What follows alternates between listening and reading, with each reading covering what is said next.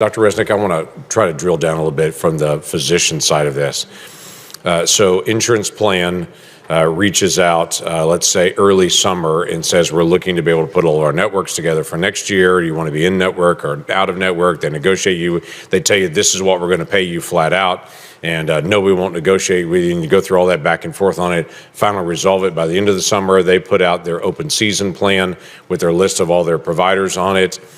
For the next year, people select their plan based on who their providers are, if it's near them or their own physician is there, and then they pick up the phone and start calling people.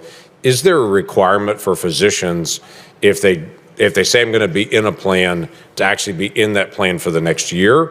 Or can a physician say, yeah, I'll be in the plan, and then let's say January, February, March decide, nah, I really don't feel like being in this plan? Are they locked in typically? And again, company to company may be differently, but is there a commitment on the physician side? If I said I'm going to be in this plan for a year, I'm actually going to be in. In general, physicians contract on an annual basis, but I think this probably varies by state and by type of plan. And we see plans terminate people mid-year for no reason. Right. So there's the other piece of that as well. But we'll get back to you with more information. That's right. That's helpful, because that's one of the areas that we've got to be able to resolve is there a commitment from the physician also to be in the plan? We've heard several times from different plans that will say, or from individuals that will say, by the time that I actually pursued the plan and got into the plan and started in January, February, started calling people, they said, oh no, I actually dropped out last year, but they're still listed, or I just changed and shifted over. And we're trying to figure out the mechanics of where are all the players in that. And if you talk to that physician, they probably called the plan just like your office staff helping people in your district and your state have, and probably sat on hold for 3 hours and then got disconnected trying to update the directory themselves. So the plans have made it really difficult for the docs. Yeah, really difficult for the patient and for the docs on it. And that's what's been the challenge on this. So the next layer on this, Dr. Ryder, let me ask you about this as well.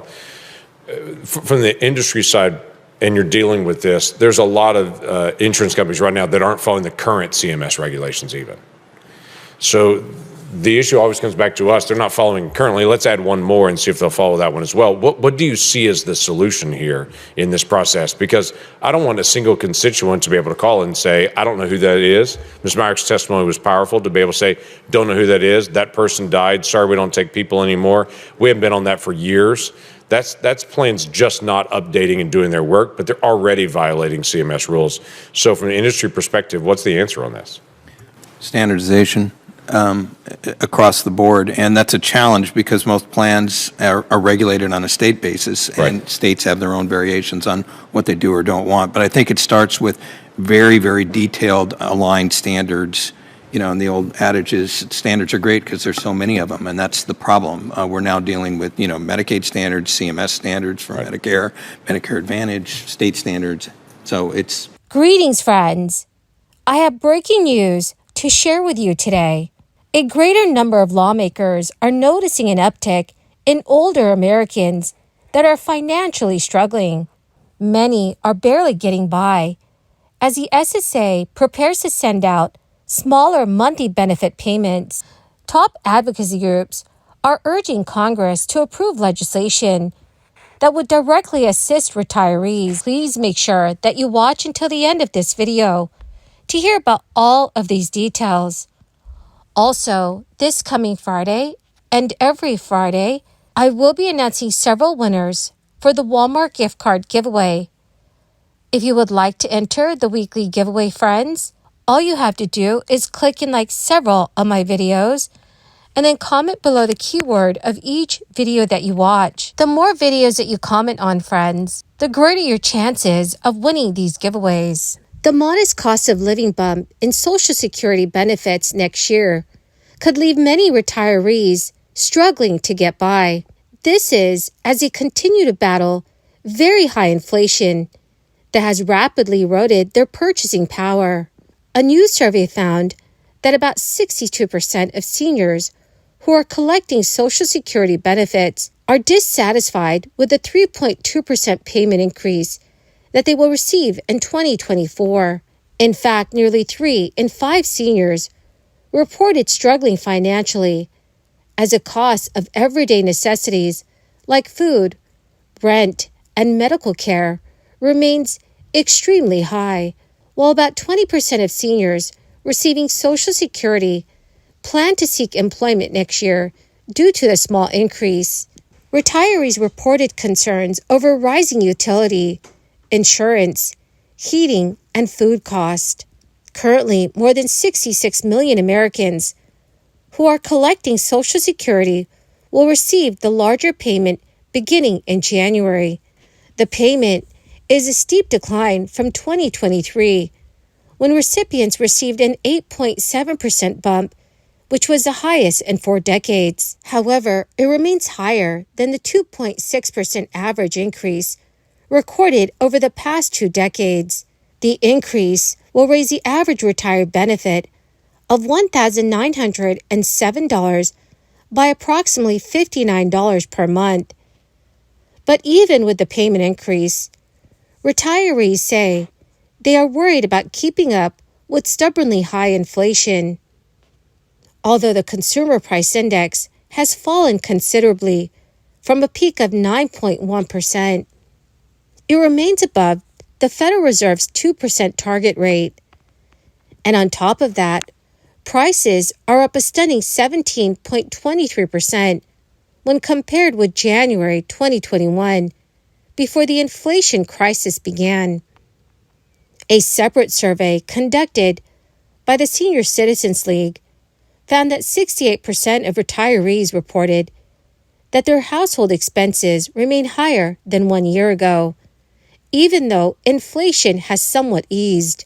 The Senate Finance Committee is also ramping up oversight of Social Security's overpayment problem and plans to meet with the agency every month until it's fixed. Meanwhile, congressional legislation that would raise asset limits for millions of Social Security recipients for the first time in decades has been gaining support. At the beginning of 2023, the U.S. Federal Reserve had a pessimistic outlook, considering the possibility of a recession. Policymakers were expecting slow economic growth and increased unemployment as they raised interest rates to combat inflation. The Fed's predictions did not play out as expected. The economy saw faster progress on inflation than anticipated, with no significant rise in unemployment. The U.S. economy grew 5 times faster than policymakers had predicted 1 year earlier, leading to discussions about potential interest rate cuts. Throughout the year, several factors worked in the Fed's favor, not all of which were related to monetary policy. The economy started looking more normal as it moved away from crisis-era measures. The Fed took various actions, such as implementing emergency lending programs and witnessing unexpected developments, like increased productivity and a growing labor force. Fed Chair Jerome Powell explained how the belief in transitory inflation took hold.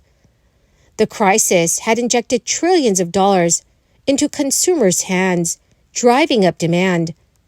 However, disruptions in the global goods supply chain, especially in computer chips, led to shortages and rising prices. Despite an unexpected strong GDP growth, rising productivity may have offset inflationary pressures. As the Fed now considers rate cuts, officials are mindful of the time it takes for changes in financial conditions to impact the real economy, and there are arguments for it to continue falling. The Fed expressed confidence in the economy's return to normalcy, with inflation potentially decreasing rather than rising. So, dear friends, how's the economy in your city or town? Please let me know in the comment section below. Well, my greatest and most beautiful friends, that is the end of my daily stimulus update video for today. Thank you, dear friends, for being part of this community. To say thank you and to show my appreciation, every Friday I will be announcing several winners for the Walmart gift card giveaway. If you would like to enter these weekly giveaway, friends, please click and like several of my videos, and then comment below the keyword of each video that you watch. The more videos that you comment on, friends, the greater your chances of winning these giveaways. Thank you and have a wonderful and very blessed week.